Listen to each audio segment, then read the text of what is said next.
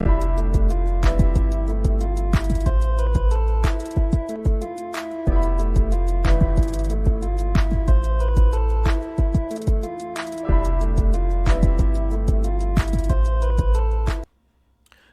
and welcome to the Nerdic podcast, episode 274. I am your host, Daniel. This will be another episode without Connor or Sims, but in the words of Connor, it has been another busy week in the world of video games, especially for Rockstar and GTA. So let's just get right into it. There's a lot to talk about. GTA 6 has officially been delayed out of this year into next year, specifically May 26th, 2026. And just a few days after the official delay, Rockstar came out and released a second trailer showing off a lot more of the story and not just the world. They showed off a lot more Jason. The first trailer was kind of focused on Lucia. They also released like 70 plus screenshots. They showed off a lot more of the other side characters in the trailer, and they have some bios on the side characters. Some other the locations. I think there's like 7 locations or somewhere around there. You can kind of go on Rockstar's official website and it's all laid out there. It's really really cool and well done on their website, which I wouldn't expect any less from Rockstar. But this game looks incredible. This game looks so good. I don't know how they could just casually drop a trailer days after a delay and the trailer just be so good. Just casually on a Tuesday morning. It's just incredible. They definitely said it's in engine, which makes sense for Rockstar. They tend to show their game off in engine. But the lighting, whatever lighting pass they've done since last year with that first trailer, the lighting's incredible. That was the really big highlight for me, is seeing that big Florida sun. Made it look really, really good. I can't wait for GTA 6. Definitely going to be my most anticipated for next year. It was my most anticipated this year. I said it would probably be my game of the year this year if it came out, but it didn't. And I'm really looking forward to Rockstar's next game. Next up, Microsoft, trying to keep themselves in the news, I guess, announced a new Gears of War remaster. Gears of War Reloaded. Gears of War Reloaded is coming to Xbox, PlayStation, and Steam, which is going to be pretty awesome this summer. No official date yet that I've seen. Probably or late summer, July, somewhere around there is what I would guess.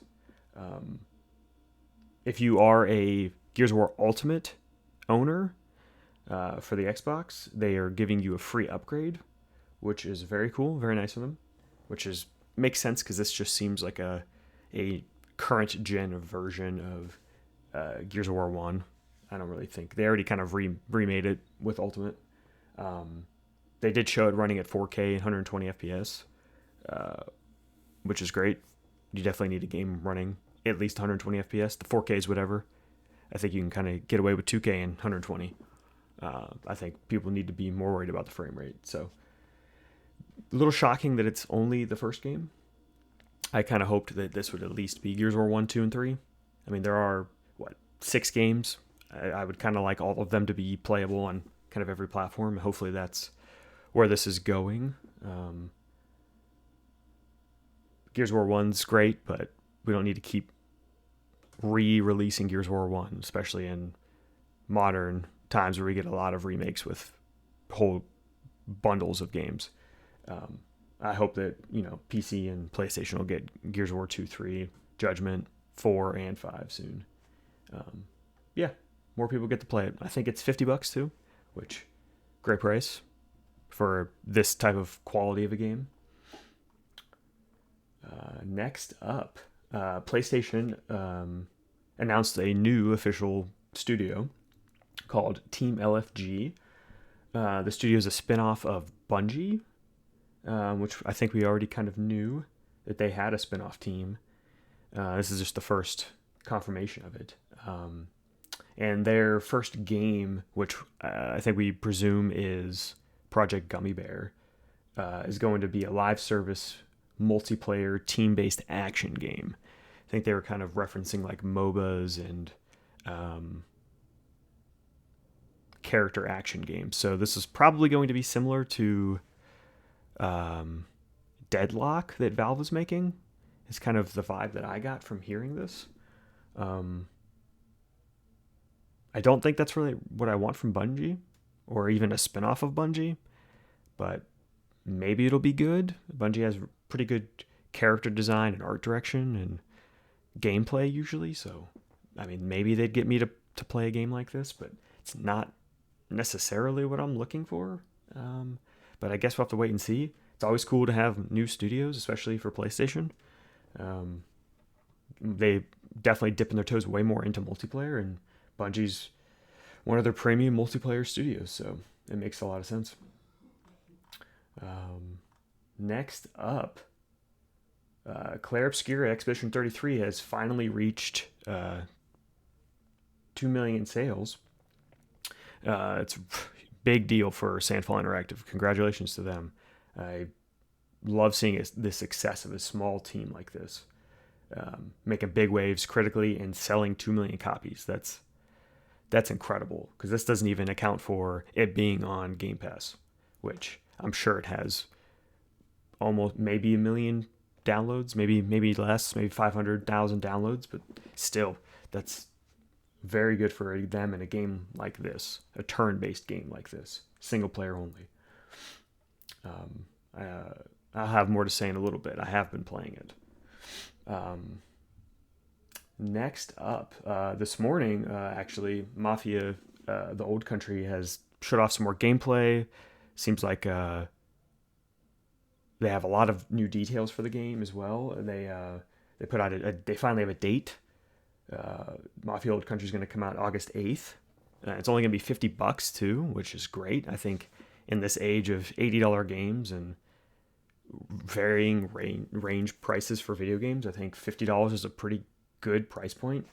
Like Claire Obscura as well, $50, and it's selling like that. Maybe Mafia is going to find a nice sweet spot for them too, being probably a pretty linear, not a crazy big open world game like that. I think it's pretty good for them. I've never really played the Mafia games. Definitely a series I would like to play. I think I own the remastered trilogy, but I just never had the urge to dive in. This one seems really cool. I like the idea of being in Italy. That's a fun setting, especially in the early 1900s Italy. Yeah, I think that's a good date. It's right before, it's like a month before Borderlands, which I feel like you want to get away from Borderlands, especially for Take-Two, but maybe they just don't see Borderlands taking up any of the oxygen from Mafia, but I don't know. I still feel like without GTA this year, it's too many games. Everything's packed. I don't know if Mafia is a big enough franchise to like put its flag in the ground and have other people avoid them, especially with Borderlands. Borderlands will eat up a lot of the oxygen in the room. I think that's all for the news stories this week. A lot of GTA stuff. I think everyone's losing their mind over that trailer. Guess I'll move on to what I've been playing. I have been playing Claire Obscura. I think I'm 2 hours or so, maybe 3 hours into the game. So not too much to say yet, but I beat the prologue. Don't want to say too much, and then me and Connor talked about the prologue a little bit. It is a very emotional prologue, and if you don't get pulled in from the prologue, I'm sure it's going to be a lot of that. If you don't get pulled in from there, I don't know if the game's going to be for you, because it's very dark, very sad. And I feel like it's going to get darker and sadder as I keep going. I think I've made it into like the second biggish area or so. I'm in like a underwater area with big anchors and ships. I don't understand how the world works in this underwater area, because it looks like things are floating, but I'm still breathing in it. I don't really understand. But the combat is excellent. I really like the dodge and parry mechanic. Haven't really been dodging a lot. I've been just trying to practice the parry. I feel like that's way more important, especially trying to get that counter hit with that perfect parry. The timing's very tough. The animations for these enemies can be so quick. The timing, it feels a little like it's not timing exactly when they're hitting you too. You have to kind of time it like right before. And that's just very hard to get used to. I could see where like some Sekiro like comparisons come into play, which I need to really play Sekiro. I'm very curious where this game kind of goes and opens up for the not only the gameplay but also the story. Definitely a big hook with this expedition stuff and seeing the other expedition teams and how Gustav kind of knows a lot of the expeditions, and he kind of studies the history of it.